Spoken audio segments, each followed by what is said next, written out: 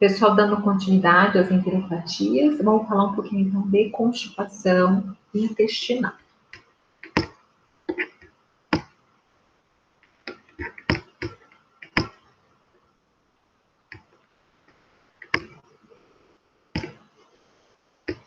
Quando a gente fala de constipação intestinal, nós temos alguns sinônimos, né? Aparece muito a palavra obstipação intestinal, ou, mais popularmente, aí a prisão de ventre. Para a gente falar de constipação, vamos falar primeiramente do que seria um hábito intestinal normal, tá? Ele envolve necessariamente o quê? Eliminação de fezes sólidas ou pastosas, cilíndricas ou amórficas, não pode ter muco, sangue e nem restos alimentares. Esse é o ideal, tá? Evacuações 3 vezes por dia até 3 vezes por semana. Não pode ter desconforto pélvico, nem abdominal, e tem que ser satisfatório, ou seja, tem que ter a sensação de eliminação completa das fezes. Para a gente poder ter essas fezes formadas, a gente precisa de 100 a 200 gramas, né, de produto, e o tempo de trânsito intestinal normal é de 18 a 48 horas.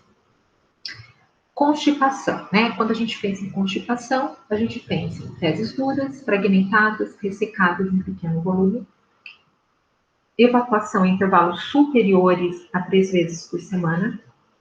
Então, até 3 vezes por semana é considerado saudável ainda. Evacuação incompleta e insatisfatória, esforço demasiado, dificuldade ou necessidade de manobras para a pessoa evacuar, dor anorretal e dor ou desconforto abdominal que se resolve com a evacuação. Segundo critérios Roma, tá? Para que a pessoa tenha realmente o diagnóstico de constipação, ela tem que apresentar durante 3 meses, de forma não consecutiva, tá? Em um ano, 2 ou mais das seguintes características. Então, força excessiva para evacuar em mais de 25% das evacuações, fezes fragmentadas ou endurecidas em mais de 25% das evacuações, sensação de evacuação incompleta em mais de 25% das evacuações, sensação de obstrução anorretal em mais de 25% das evacuações, auxílio manual para facilitar a defecação em mais de 25% das evacuações e menos de 3 evacuações por semana, tá? Então, tem que apresentar 2 ou mais desses 6 itens, não precisa ser de forma consecutiva, por 3 meses em um ano. Nós temos uma constipação que é orgânico secundária, ou seja, a constipação ela vai ser sintoma de uma doença de base, ou, por exemplo, do uso de alguma substância, de algum medicamento, e tem a constipação funcional primária, né, onde a pessoa realmente tem a constipação, tá? O problema é a constipação. Então, não existe nenhuma outra doença de base ou algum uso de medicamento que explique os sintomas. Tem maior prevalência, a evolução geralmente é prolongada e geralmente está relacionada com retardo do trânsito colônico, né, a inércia colônica.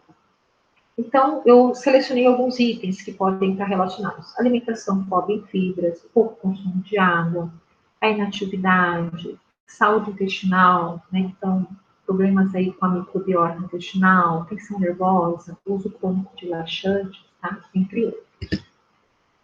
Aqui existem algumas alterações, né?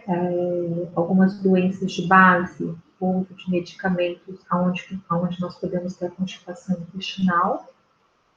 Dentre os medicamentos, nós temos os anti-inflamatórios não hormonais, né? Os anti-inflamatórios não esteroidais, os analgésicos opiáceos, alguns antidepressivos, principalmente os tricíclicos, né? Os inibidores da MAO, que têm efeito anticolinérgico, os antipsicóticos benzodiazínicos, os antiparkinsonianos, alguns anticonvulsivantes, beta-bloqueadores, bloqueadores de canais de cálcio. Já falamos dos antiácidos, né, à base de alumínio, do cicloprotetor sucralfato, que tem alumínio, e dos suplementos de cálcio e de ferro. Como que a gente trata, né? Existem as medidas não farmacológicas, né? Então, basicamente, quando a gente fala em medidas não farmacológicas, a gente está falando de alimentação. Então, mudar toda uma alimentação com hábitos mais saudáveis para que exista a formação espontânea, né, desse bolo fecal e a saída também espontânea desse bolo fecal. E quando a gente fala isso, a gente fala de fibras dietéticas, né, lembrando que existem 2 tipos de fibras, as fibras solúveis, que são aquelas que retêm água, e a gente tem um aumento do processo fermentativo, como pectina e aveia, e as fibras insolúveis, que aumentam o volume do bolo fecal, tem pouca ação fermentativas. Daí a gente tem exemplos, os farelos, as cascas vegetais, os cereais integrais, tá? Então eu coloquei um resumão aí, né? Farelo de trigo, frutas e vegetais, tudo que é integral, celulose, aveia, leguminosa, pectina, tá? E com ênfase no psyllium, tá? O psyllium, ele é uma fibra, não é fermentada e ele é um laxante natural. Ingestão adequada de água, exercícios, o hábito, né? Então, fazer o estímulo da defecação. Uma coisa que tem sido falada muito são os prebióticos, os probióticos. Lembrando que os prebióticos seriam aí as fibras não digeridas, né? Que vão levar ao aumento seletivo das bactérias, né?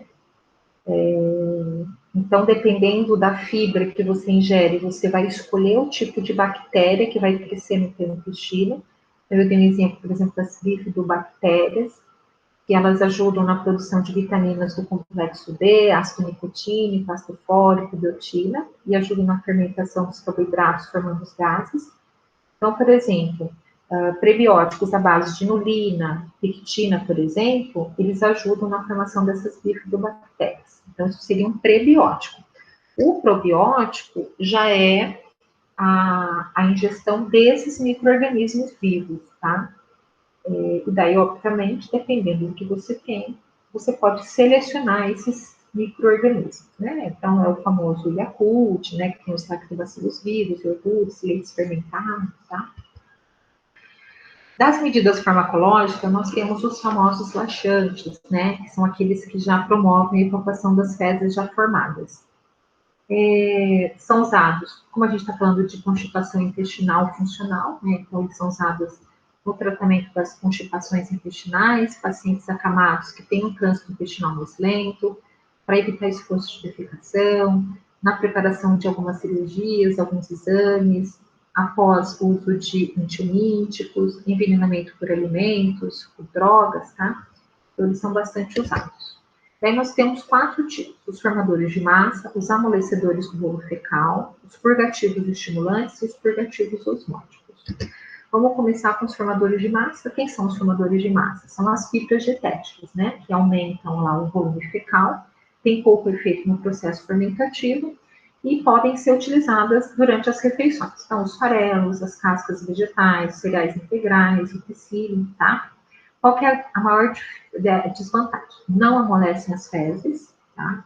Que já se encontram formadas. Muitas vezes tem sabor desagradável, você tem que ingerir em grandes quantidades e podem, eventualmente, levar a flatulência e distensão e empachamento abdominal. Os amolecedores do bolo fecal, nós temos os ducusatos, aí, no caso, o ducusato de sódio, eles são tensoativos.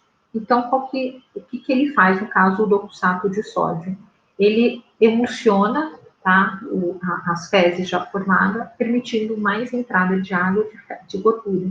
Então, ele acaba amolecendo. Laxante suave, muito usado para evitar o esforço de defecação, só que você pode eliminar sódio, cloro e água e pode levar a um desequilíbrio hidroeletrolítico. Tá? Então, sempre usado de curta duração, de 1 a 3 dias. O óleo mineral também pode levar, ele é um líquido viscoso, né? Ele pode levar ao amolecimento das fezes, também usado de 2 a 3 dias. Desvantagens: a deglutição dele é desagradável, ele pode chegar na linfa e produzir granulomas no intestino fígado baixo, pode chegar nos pulmões, levando a pneumonia por lipídios, pode diminuir a absorção de vitaminas lipossolúveis, pode levar a vazamento pelo esfíncter, né, levando aí a um desembaraço, a um embaraço, né, então fica muito ruim, e pode interferir na cicatrização anorretal. Daí nós temos os purgativos estimulantes, irritantes ou descontáveis. O que eles fazem, tá? Eles estimulam o peristaltismo, tá? Via plexo mioentérico, irrita a mucosa e aumenta a atividade motora, e aumenta o teor hídrico fecal, né, alterando a absorção e secreção das células da mucosa.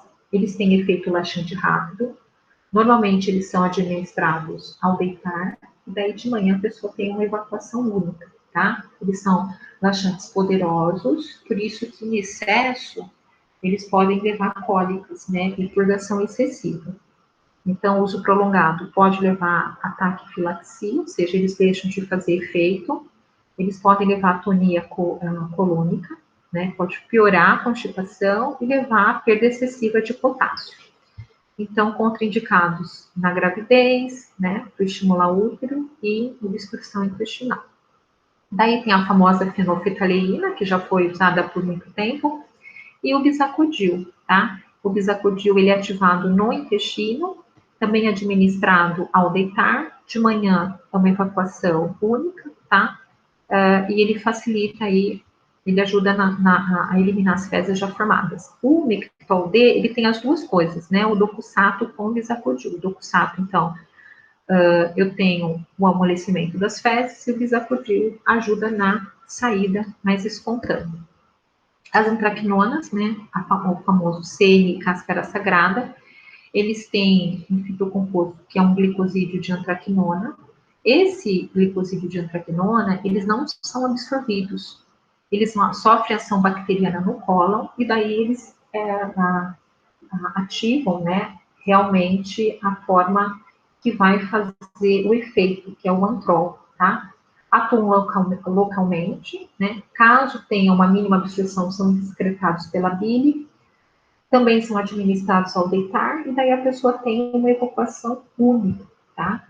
De fezes já formadas. E também, como nós falamos do anterior, né, o bisacodyl, também pode levar a cólicas e purgação excessiva, né, se usados aí por muito tempo, ou se você exagerar, por exemplo, aí na cáscara sagrada e no centro. Tá? E os osmóticos são solutos não absorvidos no intestino, então eles retêm os fluidos, né, a água osmoticamente, causam distensão intestinal e aumentam diretamente o peristaltismo. Eles levam de 3 a 6 horas para atuar por via oral. Então, daí nós temos dois exemplos, os sais inorgânicos, como, por exemplo, o sulfato de magnésio, que é o sal amargo, e o hidróxido de magnésio, que é o leite de magnésio. Tá? Esse magnésio, ele fica retido e, por pressão osmótica, essa água entra no lume intestinal. E renais crônicos não podem estar utilizando. E os açúcares não absorvíveis, a lactulose, o sorbitol, o manitol, tá? Então, se você pegar o manitol, ele é muito utilizado, né, para esse efeito laxante para a colonoscopia. E eles são bastante indicados para grávidas, idosos, tá? E eles podem determinar flatulência, cólicas ou diarreias. O abuso de laxantes pode levar a ruptura de apêndice inflamado, pode levar a atonia, né, colônica e piorar a constipação intestinal, pode levar a desequilíbrio eletrolítico, pode levar a esteatorreia e síndrome de absorção e outras enteropatias e colites, tá? Agora, a gente vai falar um pouquinho da diarreia e daí a gente encerra, então, a parte intestinal.